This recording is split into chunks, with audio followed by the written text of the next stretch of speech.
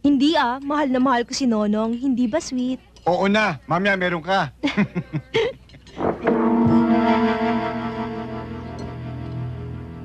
Ikaw ba si Nonong Noo? Oo. Bakit? Maaari ba kitang makausap ng sarilinan? Lenny, Marlene, doon muna kayo sa bar.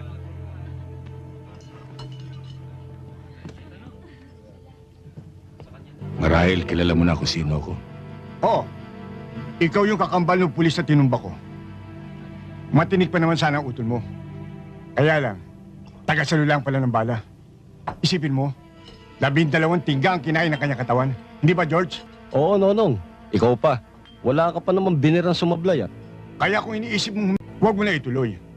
Baka magaya ka pa sa utol mo. Ewan ko lang. Pero ang iniisip ko ngayon, kung ilang bala naman ang sasaluhin ng katawan mo. Aba,